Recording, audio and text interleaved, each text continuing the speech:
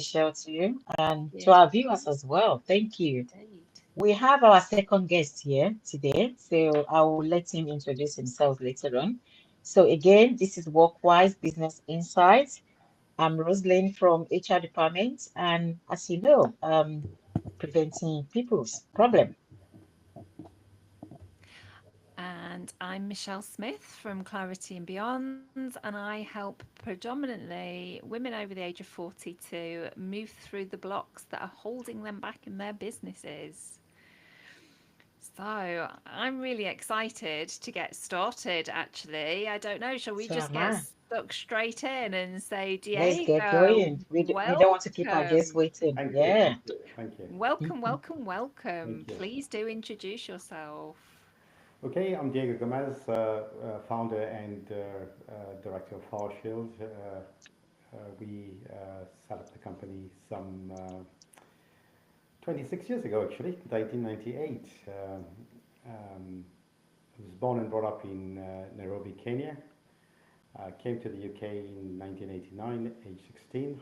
That gives my age away. Uh, Finished my O levels and A levels. Um, at that point, I wanted to go to uni and study accountancy. I don't know why, but don't ask me why, but that's what I felt Okay. I wanted to do. Fortunately, being one of six, my mom couldn't afford to send me to uni, so I had to go into the real world basically and get a job. So that's what I did. Gradually worked myself up into a manufacturing company, specialised in automotive industry packaging. And before long, I knew I was the factory manager there. So I did that for a little while. The company was then taken over 1996, I believe. I think it was. Um, no, I forget its time. I'm sorry if I got the time wrong, but around about that time, I think it was maybe a bit later than that. The company was taken over and by an American company, and I was then promoted to operations manager, plant manager, to oversee the London, Northampton plants, as well as one in the northeast, Spanimore in England, and eventually took over the running of the company up in Scotland as well. So I had four sites under my belt, so to speak. A lot of commuting with the American company. And then we were uh, looking at acquiring some more places up in Europe. At the same time, the opportunity arose for me to travel to America to Ah, help with some of the underperforming factories in the States. So they offered me that position if I would want to be troubleshooting, so to speak. They had something like 37 plants over there, all over the states, in various parts of the states. So I took that opportunity for initially for 6 to 9 months, mm, and I thoroughly enjoyed it. I guess the downside of that was the fact that I was married. I had a young girl. She was about 3, I think, and it meant me traveling on every 2 weeks back to the UK, spending a weekend with her, going back. So I kind of missed out kind of gosh. growing. And then my boy came along, and it was time I thought, well, the job is nice. If you're single, it's fantastic. If you're married, Mm, it's difficult, missing family and stuff. So I did that, persevered for about 2 years, and then I made a bold decision to hand in my notice, okay. and without knowing sort of direction of which way I wanted to go in terms of whether I wanted to work for another company in the UK or set up something on my own, which is sort of at the back of my mind. Okay. So that's what I did. Just set up a company on my own, really. Initially working part time for another company, and also spending 2 days a week setting my own company, doing a bit of market research into some of the area I wanted to do, and Okay. that was the birth of Far Shield in 1998. Wow. Goodness, That's wow. me. That's quite a journey. I mean, it sounds as though you had an incredible opportunity to learn a huge range of skills whilst you were working in organisations here and in the USA, and that would you say it's fair to say that with all of that experience under your belt, that was the thing that really led you to starting your own business, or was it? I mean, you kind of alluded there to the fact that it was something that was in your head anyway. So where did that come from? I think is the question. I guess if I'm being honest with you, because I was reasonably successful in what I did in terms of troubleshooting, not only in the UK and turning loss-making plants, we call them plants because they were a factory in their own, but they are plants in the sense in that respect, from loss-making to profit-making. Okay. And they obviously utilize that skill of mine in the States. Mhm.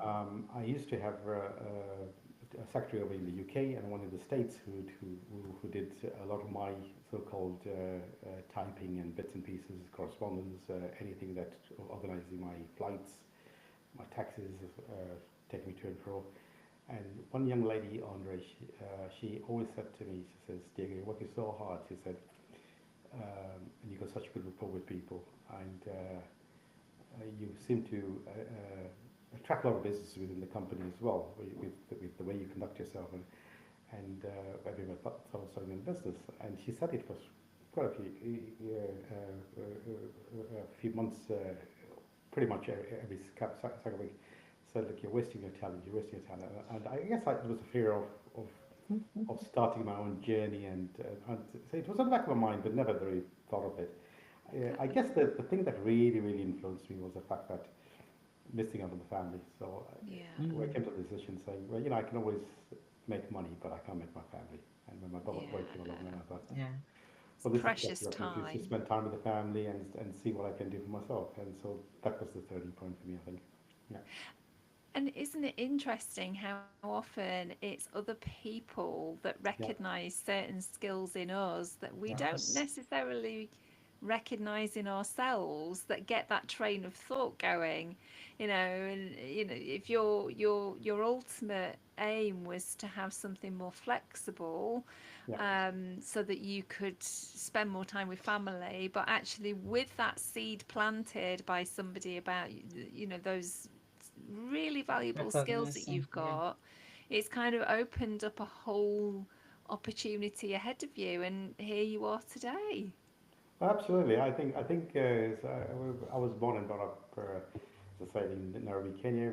I'm a Catholic. My faith has always been very strong. I remember going from the old days in waking up really early in the morning, probably 5:30 in the morning, where we lived with my sister, elder sister.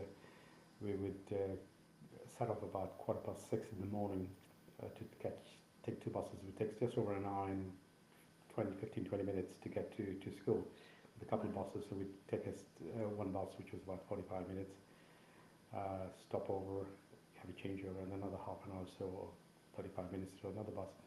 And we've always got to school started at 8 o'clock in those days in Kenya certainly, and uh, attached to my school, which was a Catholic school, was a church which was used by both there was the girls' school and the boys' school, but they were set aside by this church in the middle. And Mum would always say to us, if you're early, go into church and say a little prayer every morning. So that's what we did. So that's what we did. Mum, myself, my sister, we did that 5 minutes or so. And so my faith has always been strong. And I guess with that in mind, setting up a business wasn't an issue. So I knew my faith would Mhm. carry me. That was it, really, if I'm being honest with you. Yeah, I like that. yeah. Yeah. So, and I think somebody recognizing your skills and your faith. Yeah. Yeah. I'm a Catholic as well, and I share the similar principles with you. And I think I just want to echo that there's nothing, even though that individual said to you, you're wasting your talent, there's nothing like wasting talent, to be honest with you. I believe in the time of working for an employer is a time to kind of learn in terms of the skills and everything. Even somebody, so actually, They go to university, do masters and everything. They can't just leave that education and just say, Here you go, I'm going to start up a business." You need to work for an employer, Yeah. look at the way everything is being run. Otherwise, you set up yourself for a failure, isn't it? So, and I think the how many years that you spend with your company, in terms of this plant organization, I won't call it wasted years or wasting your skills, because you've actually transferred that skills into building your business now. So well done. Thank you. Yeah, no, I think that's Yeah. a really important point actually. And you learn the right way of doing things, but also you see the wrong way, and you know then when you go your own way, the best way to do something, I think, because you have had that experience. Yeah, Very good point. it's a great feeling. I think when you run your own business, I think for me, the money was never I mean, I earned really good money working for the American company, being an operation director for the States. So having a company car both in the UK and in the States as well, was taking me chauffeuring around everywhere and flying from one state to the other pretty much every day, really, from troubleshooting. But the money was never an issue for me. It was more the fact of missing the family, I think, was more important to me. So I always knew that if I worked hard Mm. and um, I would hopefully get the results that I was putting in with an American company for myself. And it also gives me the flexibility to do what I want to do when I want to do, as opposed to being told what to do. If that makes sense. Yeah. Oh, Well, well done. yeah, absolutely. Mm. And on that sort of subject that we've touched on there of learning, what have you learnt from the things that have not gone well in your business? Uh, I guess for me, as I said, the company started off in 1998. So I started that part-time, employed one person to be able to look after the office admin, so to speak, full-time. I was still working 3 days a week and doing a bit of marketing for two days until I got the business up to a level that I felt that I needed to then give up that job for 3 days a week and go full time into the job. So it really started full time in 2000. On 1st of January 2000 is what my plan was, and that's what I did. So I started full time with the company in 2007. As I said, the company was in 1998. Um, For me, I think in answer to your question, 2004 was a very difficult year for us in the sense that we just acquired our first commercial unit.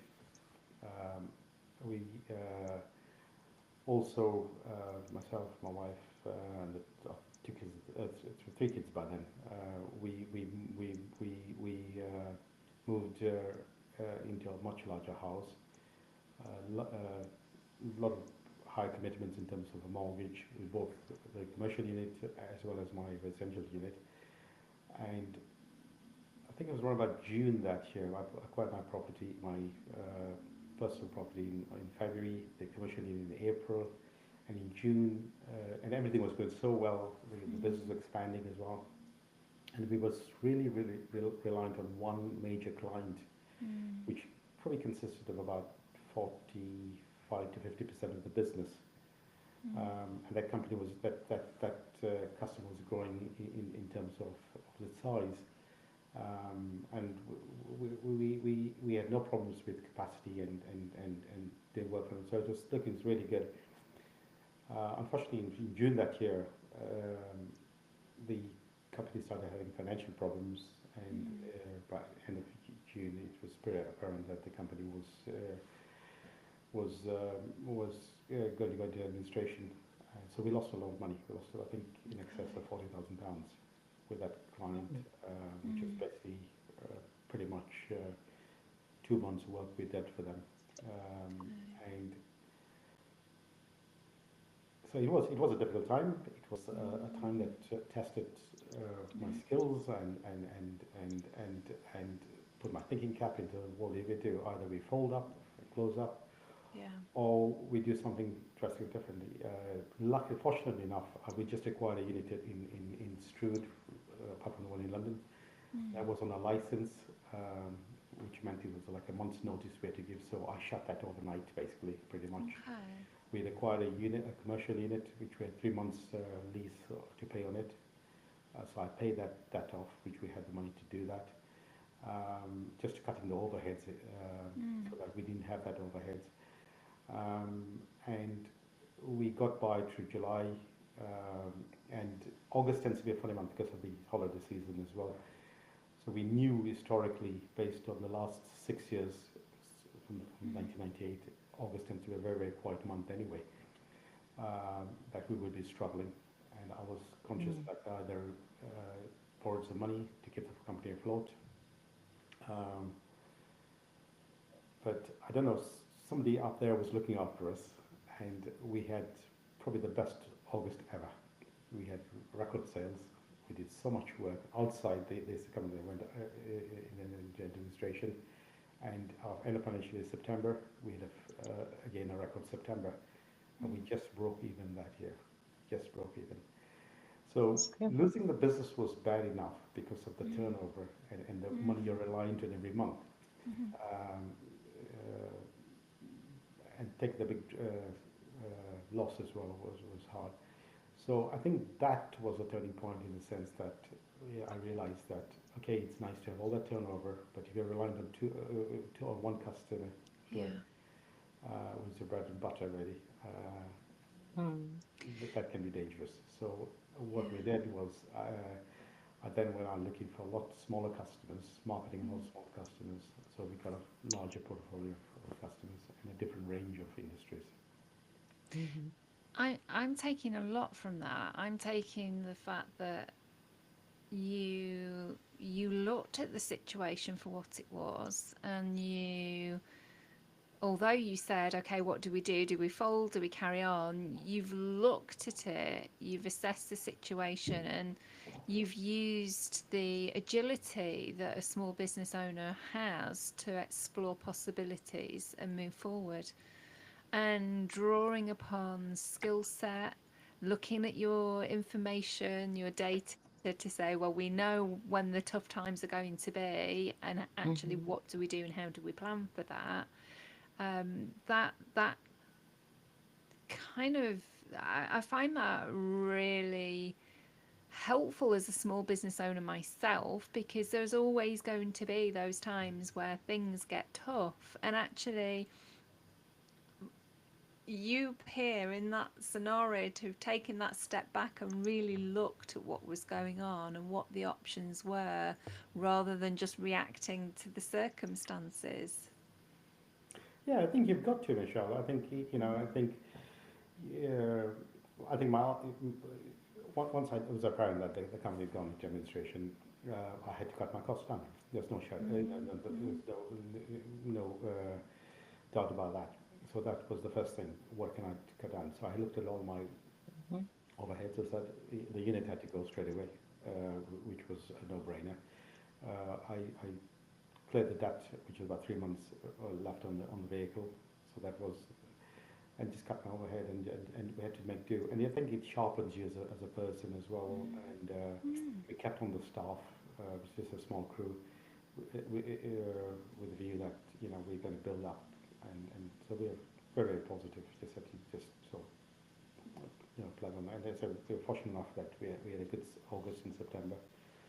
And I think Mm. some of the marketing we did a couple of years before that, in 2002, probably helped that as we had a good August and September, which was good. Yeah. Yeah. And then it's just looking out for new customers really, and we just build from there. So it took a few years from that to recover from that. Yeah. Mm. So, looking back, what's the single biggest thing, or the single piece of advice that you would have given to yourself if you'd known then what you know now? Oh, I think without a shadow, I think uh, again, and not depending on one client, but more importantly, I think was I think when you're having good months as well, you've got to put money aside, definitely. And so to me, that was important, putting money aside in a sense that I think a lot of business tend to forget is they have a good year, okay, they go, okay, we'll spend the money, you just don't know what's around the corner. Mm, set the money mm-hmm. aside. We've always accrued for our taxation, for Mm-hmm. our VAT and everything, so that wasn't an Mm-hmm. issue. But putting money aside is so important. Suddenly, it's so important. Um, I always have contingency plans fairly, so that would tie you through a very kind of difficult spot you have, whether it's 2 months, 3 months, 4 months. I think the proof of the pudding was that, uh, in a way, the lesson we learned in 2004 by putting money aside, which we had done historically. Financially, we became a very strong company. Mm. With the pandemic hitting like 15, 16 years later, um, it wasn't, we were ready for it. We were Yeah. absolutely 100% Mm. ready for it. It wasn't an Yeah. issue, although that we foresee it coming, but in the sense that although we didn't really do much in terms of production, we had a crew of employees that were there from day one with us, very loyal to us. So we used the furlough system, and I topped up the 20% to Mm. the company, so they didn't lose a single penny in Yeah. terms of their wages, and so we kept them on because we could afford to do that, and we also Yeah. looked at new avenues in terms of what we can do during the pandemic. So we teamed up with people who were supplying manufacturers Mm. of gel, um, and we didn't make money on it. We didn't. There was never our intention to make any money on it. Mm. We just supplied our existing customers as they were coming out of lockdown. We supplied the local hospice at Okay. cost, basically. It kept me going mentally, it kept me doing something positive Yeah. for the Yeah. community, looking after the care homes as well. And we also teamed up with people who manufacture masks and stuff, all made in manufactured in the UK. We supplied a lot of local people, but yeah, that was good because we also did our part for the community and the Yeah. environment as well. I'm Interesting. circling that. Put money aside. I think that's going to be Oh, a yeah, key piece of without a shadow of advice. doubt. Okay. Actually, really key piece of Mm. advice. Rosalind, do you have any thoughts? The whole issue related to the pandemic, the impact that it had on staff, and how Diego's been Mm. able to manage that situation and continue to support the staff as a key resource in the business. I think you've done well, to be honest with you, because there's no story without a failure in a business. Seriously, we've heard so many stories that people say, "Oh, I started my business 25 years ago. There hasn't been a problem," that kind of stuff. And I think the story that you told is amazing, to be honest with you, because the way you picked yourself up, acknowledging what was happening, you had a change of mindset, you cut costs, you manage your cash flow, even and then you reposition and set, goals, and then again, from what I heard, you actually understand the target markets in terms of all of that. So possibly, and I'm sure with the small staff you had then, you actually consulted them, you listened to them. If I'm gonna just ask an open question in terms of what have you done and all of that. So, and then you then refocus in terms of shaping the business into where you are. And at the same time, like Michelle then said, pandemic then actually hits in terms of the COVID-19. You survived that as well. And a lot of people from the HR perspectives, a lot of businesses then survived that, especially businesses that have actually had setbacks over the years as well. They didn't survive the COVID. They had to kind of go into administration and then start all over again. Some actually went back into other employment. In terms of the what you've done, I think you've done well, and also working with your staff as well, working with different kind of external organization to shape the business into where you are now. The only thing I'm just going to ask is in times of a lot of people will be watching this video now, and we might have somebody that actually thinking of going into the similar business you're doing now, starting the same business. I just want to kind of ask, what would you recommend them to consider before embarking on that journey? What other questions do you think they should be asking before they actually start With this business or any other business?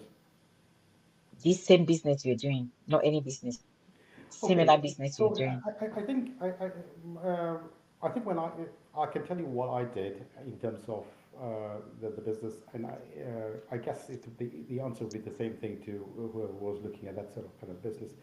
Mm-hmm. Um, when I looked at the business in terms of what I wanted to do was to do something that was unique in what we did, niche market.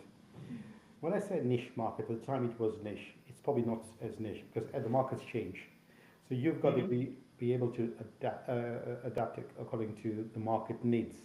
And I've always believed, certainly our philosophy, is that you give the customer what they want as opposed to what you think they want. Yeah. So, for instance, a customer will come up with a spec. Like, uh, as you know, we specialize in expanded polystyrene, uh, and we do a wide range of services like bespoke packaging, sculptures, letterings, spheres, flocking, paint finishes, um, mainly for the creative industry. And our diverse range goes into the firm, the prop, window displays, shop windows, exhibitions. When I started, to be honest with you, I was kind of looking at more the firm of the prop industry and more bespoke packaging, hence partial packaging. Um, so very niche market, small runs, very small runs, but high margins. Because we were never geared up for a big production runs. I didn't want the hassle of having a factory full of people doing long runs, low margins, relying on that. So I was very close to the kind of markets I wanted to go. And I think if anybody was thinking of going to this kind of business, you need to be looking at look at your skills and think, you know, I think it's important you enjoy what you're doing first of all, right? Um, once you know what you want to do in that industry, look at that industry and think, well, actually, there might be lots of different industries. Well, I looked at my industry and I was thinking bespoke packaging. But from that, it kind of branched away. So we did a lot of bespoke packaging, believe it or not, for like some Royal Opera House, where they were Mm-hmm. carting, after a show, they were doing a lot of dismantling on stage, moving things from one. So they wanted something that was more robust in terms of their packaging so that it doesn't fall apart. And so that's what we did. And before I knew that we had a request, can we make a certain prop for them? Like an architrave or something, which was not a problem. So we say we can do that, no problem. And then the person who used to work there then moved to National Theatre, and so obviously we decided we want business there through him because of the contacts we had, because we did a very good job for them at Royal Opera House, and we gave them very good service. And before I knew, we started begin sculpture a few things for them. So when the sceneries change over. So that was a market that I didn't even think about, but it kind of there was an opportunity that I saw that potentially was a market that we could go in, and that's what I did. So before long, we were doing work for likes of Pioneer Studios, likes of Warner Brothers. Um, Mm-hmm. so that's how we went into that. So I think it's just keeping your eyes and ears open and thinking, looking at the market and thinking, okay, this is what we do. This is what we're good at Mm-hmm. with this book action. But there's areas that we could tap into, right? And that's what we did. And the beauty about the expanded product line, it's so versatile. So from a layman's point of view, if you go into a shop and you look at these sculptures, uh, we do a lot of work for Harvey Nichols, for instance, like this Christmas tree is going. The base product's made of poly, but it's all coated in different others, flock coating, paint coatings. So from a layman's point of view, you never know it's out of polystyrene, but it's made out of polystyrene. It's very light, cheap, easy to move material. So those are the kind of things you need to be looking at in terms of from a business point of view. If you're looking at a niche market, certainly with manufacturing anyway. So that's my expertise in manufacturing really. Um, if it was so I put myself in a different kind of shoes and saying, well, if it was my shop window, how would I do it using polystyrene? And that's the kind of thing Mm-hmm. I look at it, and that's what I sell. if that makes sense. Mm. Okay, thank you. So what I'm hearing now is understand your markets, look at the gaps, understand the Understood. market, and put the needs of your customer first. Yeah. So, and it's similar to any other business. It's not how you want. So just do your market research. Oh, yeah, thank you. And I think I also picked up on the be open to opportunities as well, Hmm. use your creativity. Yeah, I think it's important. I think whatever industry you're in, I think I can only talk about manufacturing. I think it's just you've got to adapt. You just got to adapt and be able to respond. And the customer's always right, or customer's always king. They pay their bills. So as I said, you've got to give the customer what they want. So there's times that we get clients, people come in. I might get inquiries for a certain type of product the customer wants that I've never come across or never really know much about it. It might be a different type of plastics material, not unless it's polystyrene. And I'd go and do my own research and learn about that material, and then go back to the once I feel at ease that I have no understanding of the material, I would go back to the client and say, look, yeah, I can offer you this now. I could offer you 6 months ago, but I feel that we're in a position where we can offer that to you now. So I do my research, Hmm. get the pricing, get everything together, and that's what I do. And so we've opened a lot of markets in that respect, if that makes sense. Yeah. Um, so I think it's just looking at, there are opportunities there. I think it's just having the time to be able to do that. I'm very fortunate in the sense that with my job, all I do is the sales and marketing. So I don't really get involved with the factory as such. So because I get all the sales and marketing, I know what jobs are coming in. So I get an Hmm. overview of what's happening within the factory in terms of machine times and stuff. And I think talking to staff is very important as well, because Yeah. normally I'll take a job will come on, and I'll speak to the staff and I'll say, like, we've got this job. I know we're a bit busy. It's going to take a little bit longer than Yeah. we anticipate. Is this something Yeah. we can all do together? And if they say yeah, so they're very flexible in that sense that if it means working an hour, 2 hours later today, tomorrow, there might not be much work, so they can come in at 11 Hmm. o'clock, 12 o'clock. So I'm not bothered about that. The thing is, the job is done, the customer is happy, they are happy, we're happy, everybody's happy. Yeah. You are my type of employer that like listen to your Kind employees, of. consider what they say, because it helps with the growth of the business, Really? Hmm. Yeah, it's very Seriously. important. Yeah. It is Yeah. important. Yes, good. I've got two questions though. Fast Shield. How did you come about that name? I knew you were going Fast to ask me Shield. that question. Again, I'll be very, very honest with you. What actually happened, the company, the name, and this is where I was a little bit naive, should I say, is probably the right word to say, in the sense that I was so used to working for companies. I was troubleshooting, always run, and I remember actually, although I did the operational side of it in terms of advising plant managers, loss-making plants, as to what they should be doing to make it change from loss to profit in terms of their working methods within the factory and stuff. So that's what. Um, I never actually physically ran a business in terms of worrying about. I obviously knew about costing. I know about. I never actually run my own company in the sense that from knowing every part aspects of the company in terms of the financial side of the taxation and stuff. So when I decided to leave the American company, I had to give them 6 months notice, but because of the job I was doing, which I did. But they piled on more and more work on me and said, can we do another 3 month project here? And so I did it and did it. But I was all back in mind, I need to start, I need to start off. So as I said, we started in 1998, um, and it meant I had to set up a company. Um, and my wife's cousin at the time, he had a company called Partial Computing that wasn't really doing much. So the easiest and quickest way was to take that name, and we changed it from Partial Computing to Company House to Partial Packaging. That was it. That's how it started. That's good. You know So what? I thought about, okay, probably because you do troubleshooting, that could, the name could probably, came from that troubleshooting your role. So yeah, I think I was as closer anyway. Yeah, thank you.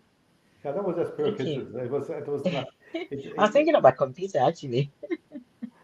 Well, when I said we did it so quick, and the reason we did it so quick because I think when I was still working in America, and I kind of started in 1998. We did a bit of marketing, and one of the companies I targeted was Royal Opera. In fact, it was probably the second customer that came to me. So we got one job with again we targeted a cheese company in Charlton, Anthony Roclick and Sons. They moved somewhere in Kent now, and they gave us a job, but we didn't have a company. We didn't set up. We had nothing really. So we were marketing, and they said, "Oh, we'd be very interested in working with you. And by the way, there's a job here if you guys can cut and deliver within I think 2 days or something." So Wow. we set up the company was there already, so we had to change the name of the company. So that's how we started. And then Anthony Burnett from Royal Opera House, he gave us a job, a second job. So it's funny, in many ways it's laughable, but we had the job even before we had the company, if that makes sense. Because he said, oh yeah, we've got a project there that when I wrote to them at the time that we would like you to work on, and we want this urgently. So that's how it started. That's So good. it was a And question of getting the company down, up and running so quick. So yeah, and that's it. that's testament to taking action. Because Yeah. I think sometimes when you start a business, you can get so bogged down with what am I going to call it? What's the logo going to look like? What's my colours Yeah, going to be? I need a Hmm. website. Whereas actually, what you've described there is decision made, action taken, yeah. business up and running. And actually, there's some real power in doing that, We just taking had to act action. quick. We just had to act quick, and that's what we did. Yeah, Yeah. not Yeah, yeah, overthinking. yeah. Thank you for that. And I think your story is similar to what happened during COVID because I think majority of people would, well, I'm one of them anyway, that actually started their company. It was born, well, through COVID because your passion, your interest, a lot of people just turn into business Yeah. because that is what they do. And a lot of people actually, your story, like, okay, somebody said you're wasting your talent, that kind of thing. And for me, I said, I think I've told this story as well, supported a lot of people through the process of the HR process, in terms of small companies or what we're going to do. We don't have jobs and all of that. And a lot of people started working as a business owner even before the start of their companies. And a lot of people, I would say during COVID. So you will not be the first, the first person to do that. And I love that anyway. So it's really good in terms of what you've done anyway. And I think it then show the way you can deliver quickly, the way you turn off quickly in terms of people said, okay, we want this. How quickly can you talk that? That is efficiency for me as well. So yeah, well done. And this will lead me to my next question, and I then hand over to Michelle to wrap it off. If people want to find out about Fast Shield, where would they find Fast Shield? And the managing director, Diego Gomez. Well, I think if you type my name, Diego Gomez, I think there's a couple of YouTubes of me. I think so. From what I believe, I think people have done something on it, but certainly www.fastshield.com. Um, yeah, so the website is still ongoing a little bit updated. To be honest Okay. with you, we're so busy at the moment, and we should be updating, but it's in the process of getting done. The other thing is if you just type in expanded polystyrene in London, we should Okay. appear first on Google ranking. Yeah. So Thank you. yeah. Thanks, Diego. And should in case your company they need, HR support, we're here to support you. If Thank you. any of your staff you need coaching for them or some of your managers, you've got Michelle here to support as well. So Thank I'll you. hand over to Michelle to Thank you. wrap up the oh, and thank you for coming. Thank you. Thank you. Yeah, I would like to say a huge thank you, Diego, for taking the time out of a very, very busy day to come and chat to us and share some of your experiences. And and your really invaluable advice. I mean, there is so much in there that my brain automatically went to the put money aside, and the sort of also the assessment, understanding what's happening in Mm-hmm. your business, and seeing where the peaks and troughs are, and planning, and really spending some time actually looking at what the numbers are telling you. Um, so thank you. No, And it's a pleasure. I think, but it's also important, I think, Michelle and Rosalind, we're very much, I think, as of my bringing as well, we, we, we, as a company, we've supported a lot of local charities, and we continue doing that. So yeah, that's very close to my heart in terms of supporting charities uh, That's good. and the community within. Yeah, so we're very, very, very blessed. I think we've got some really good people.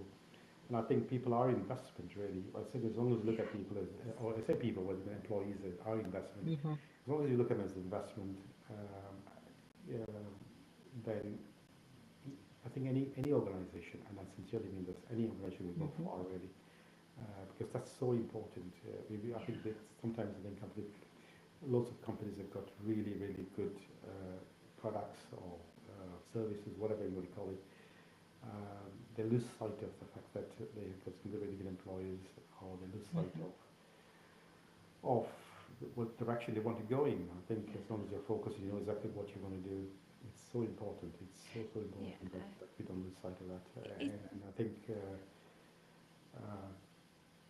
the community is important to us as well. I think without the community, I Yeah. think we'd be lost. I think. Yeah.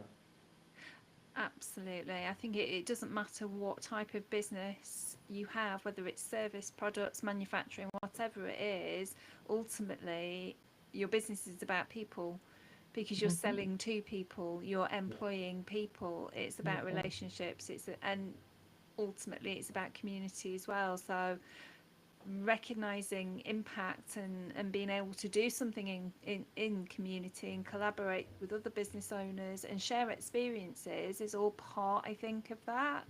Definitely. So that's I would like to say I'm really grateful for the fact that you've taken the time to come and talk about It's it, a pleasure. to Mm-hmm. share with other members of the business community, particularly in Greenwich, but also Yeah. wherever, you know, You're whoever watching from. listens and watches this. Yeah, so Yeah. thank you so much for that. Thanks for your time as Thank well, you. And Michelle. we will be sure to share your contact details in the description of the episode as well. Okay. And yeah, anybody who's interested in reaching out to you will have your details and will be able to do that. So thank you again, and Thank you. yeah, But have a lovely weekend. Yeah. Thanks for your time again. I really And appreciate you your time. too. Thank you. All the best. Thanks, Okay. Diego. All work too hard. Bye. you take care. All Thank work you. too hard. Bye. Thank Bye. Bye. you. Bye bye. Bye. Bye. Bye.